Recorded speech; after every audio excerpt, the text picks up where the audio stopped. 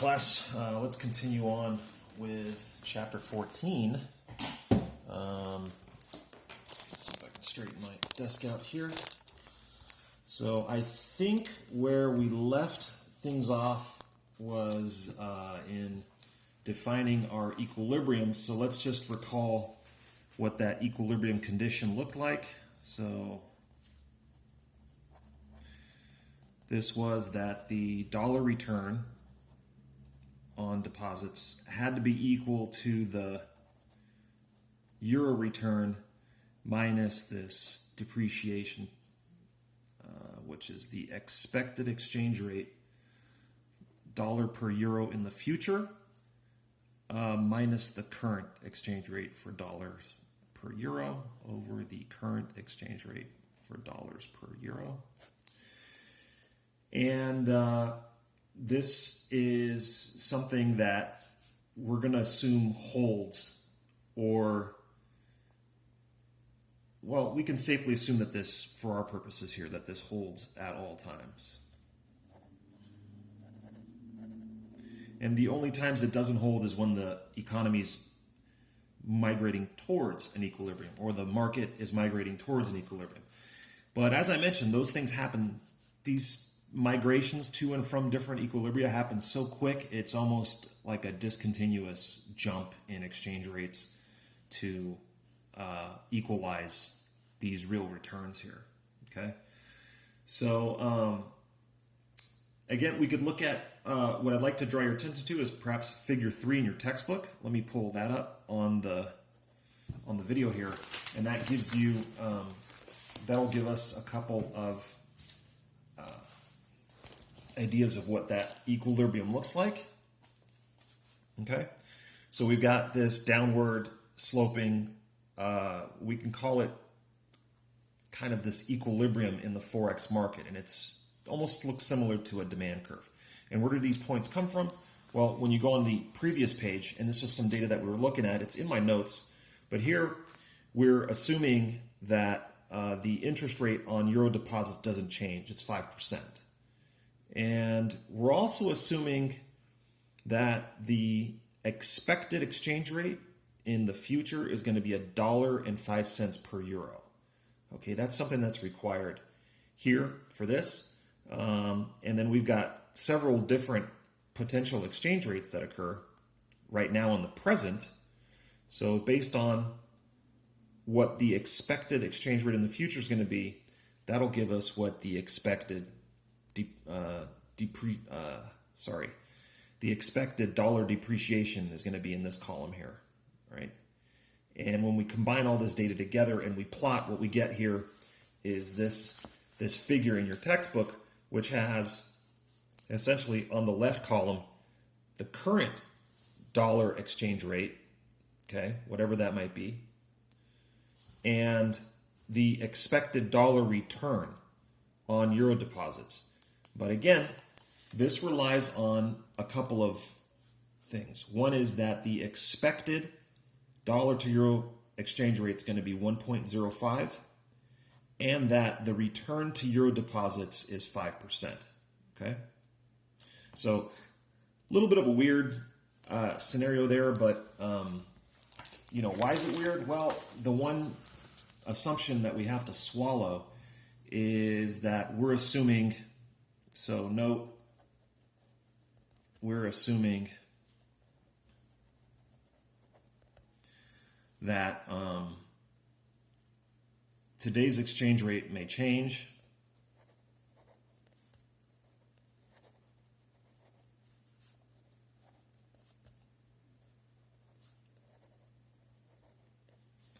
but the expected future exchange rate doesn't.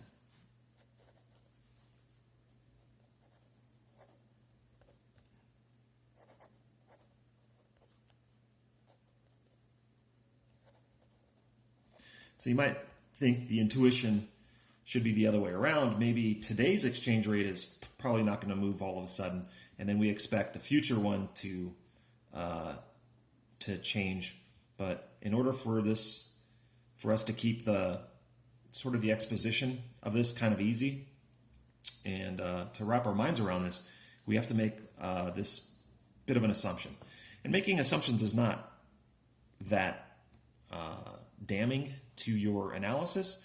You just have to make sure that whatever your analysis results in a conclusion or any type of inference you're making, you have to condition that inference on the assumptions that you made initially. Okay? That's what a good scientist will do.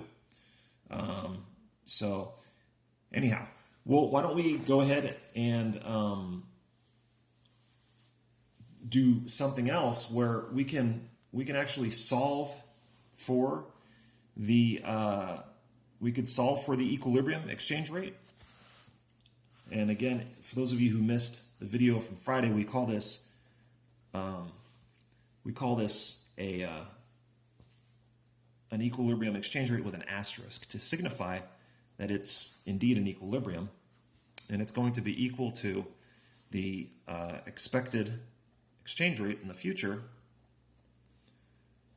divided by the gross difference in returns, all right?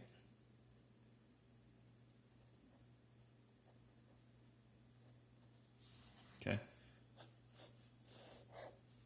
So using algebra, what you would do is you would go to our equilibrium condition, which says that this parity condition has to hold, and you want to solve for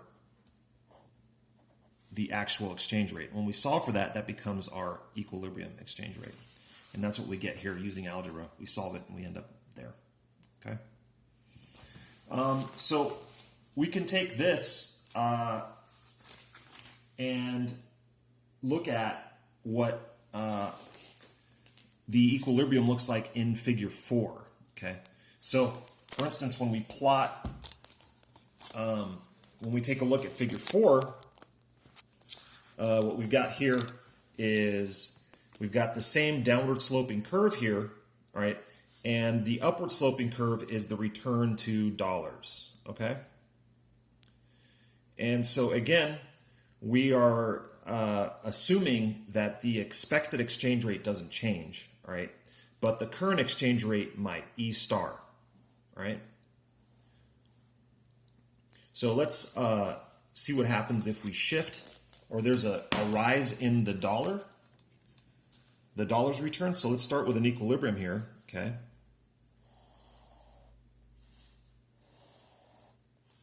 And again, this is the expected return on euro deposits. So this is expected return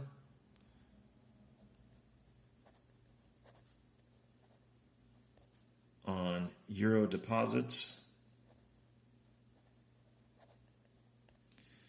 And these are all the returns here on the x-axis. And let's put return to dollars here, upward sloping. And so, for example, our equilibrium is going to be here. This is E star. And these are values of the dollar to euro exchange rate. Okay? So this is what we got here. All right, so now we can ask the question, well, what happens if there is, what do we expect? So number one, what can we expect about E star if the return to dollars rises? That could be a question that we'll ask here, okay? So let's say that this is the return to dollars 1, all right? And then let's say that the return to dollars goes to here, which means that there's an increase in the return to dollar deposits. What do we expect to happen with the exchange rate, the equilibrium exchange rate? Okay. So now, what we can see is that if there's an increase in the dollar, a relative increase in dollar deposits, we're going to be traveling down this equilibrium curve here until we reach this point here. Why is that? Well, at this exchange rate, this difference here is essentially a surplus in the amount of dollars in the foreign exchange market. And what you're going to see happen is that the expected return to euro deposits at this exchange rate is here. But the return to American deposits is over here, okay? Because we just moved this curve over, all right? So this point is on the downward sloping curve, and that indicates that at this exchange rate, this is the return to euro dollars. Sorry, to euro deposits here. However, with the increase in the return to American deposits here, they're no longer equal to each other anymore. We are basically violating our equilibrium condition here, where they're no longer equal to each other.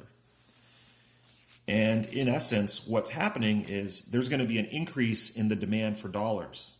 There's a shortage of dollars here and a surplus of euros. And what that does is it forces the equilibrium exchange rate to begin to fall. And it's going to continue to fall until these points intersect on the new curves again, right? Which case, at that point, equilibrium is restored, okay? And the exchange rates have to move to make that happen, okay? So we're going to continue to move down this curve, along this curve here, until we reach this point here where, again, the equilibrium is restored and we're at this new exchange rate here, all right?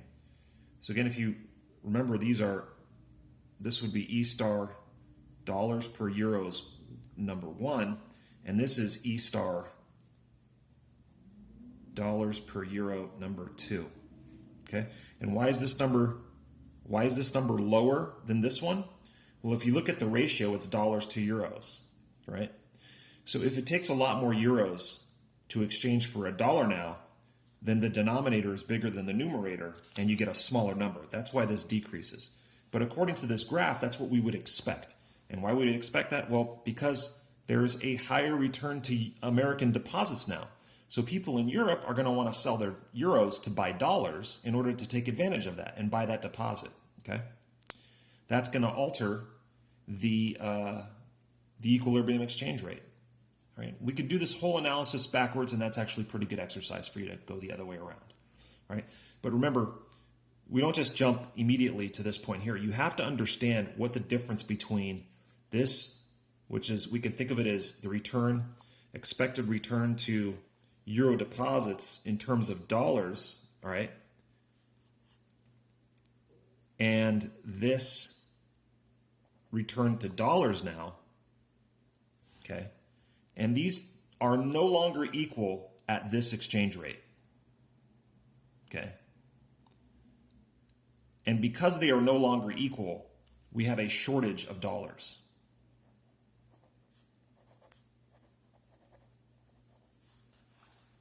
And a surplus of euros. Okay?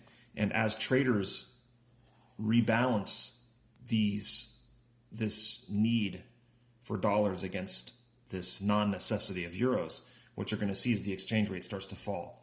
As the exchange rate falls,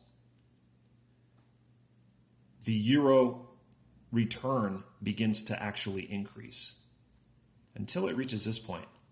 And at that point, once again, we're at an equilibrium. And here is where there is no shortage or surplus of currencies. Okay? Okay, let's look at a different shift. And that would be what we would expect to happen if there is a change in the expectations. So a change in the expected exchange rate, right? So let's start again now with a graph in equilibrium.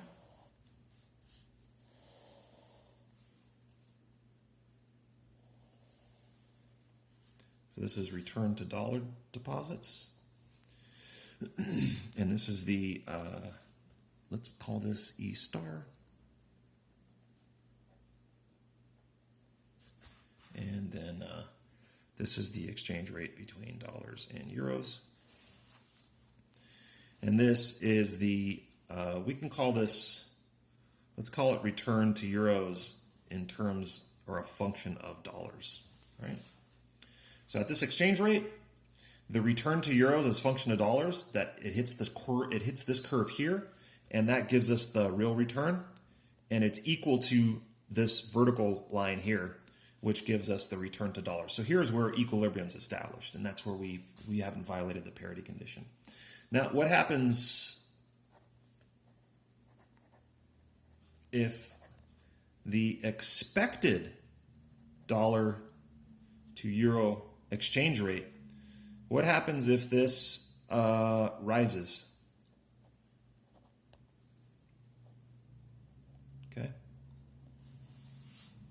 What can we see if that rises?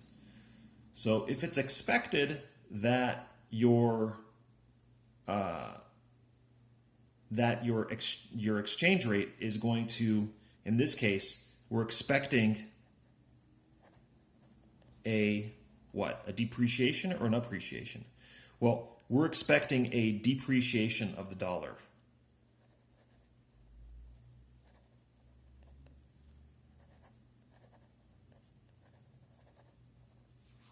Okay. And we're expecting an appreciation of the euro. Okay. So if we're expecting an appreciation of the euro in the future, then what happens to our return to euros at all exchange rates that are current, not the future, but current exchange rates? Well, at this exchange rate, we did anticipate this return to euros, okay? But now, at this exchange rate, because of the future expected appreciation of the euro, we can have perhaps the return go out there. And as you go down all these exchange rates, you're going to get a same type of movement outwards, right? Okay, and that constitutes a shift to the right of this return to euros current in terms of dollars. All right. And so now, well, we have to ask ourselves what's going to happen. Which way is the exchange rate going to go? Is it going to go up or is it going to go down? Well, let's think about this for a second. This is where the return to dollars is right here at this exchange rate. Now on this new curve, at that exchange rate, this is the return here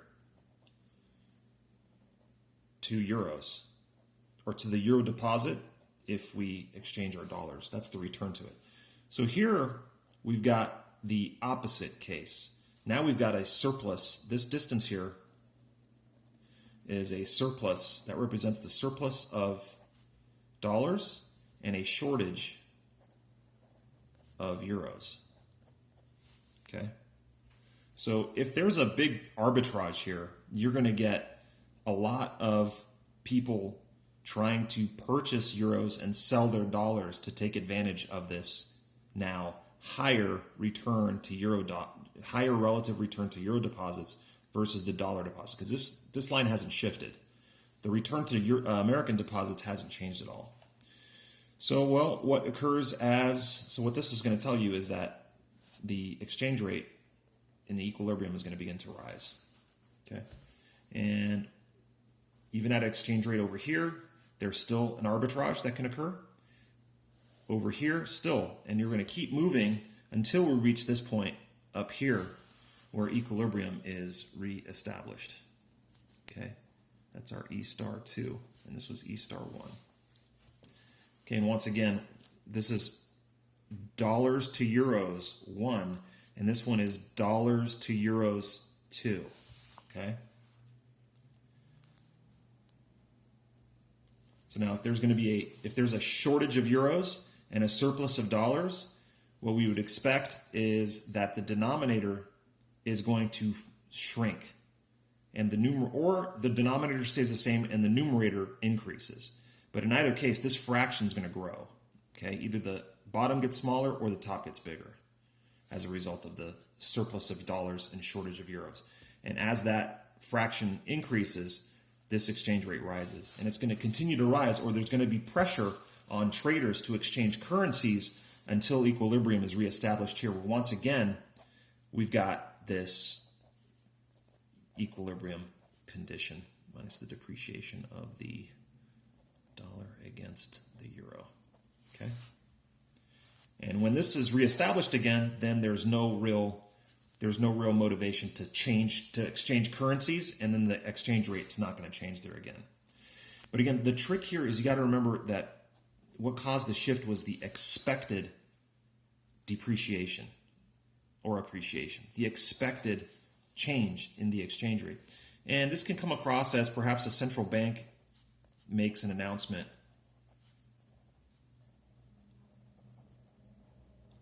regarding maybe their fixed exchange rates going to flexible. Maybe there's a different governor of the central bank being elected. Maybe there's going to be a government, because of an election that takes over, that really likes to run budget deficits. That likes to borrow. So any sort of large these are just a bunch of examples. I'm not expecting you to kind of memorize all this, but you have to remember that each one of these can be a structural change which alters what people anticipate will happen to future exchange rates, and then that alters the relative return to different deposits, and then that is what motivates the actual exchange rate to change from a lower exchange rate to a higher one, for example.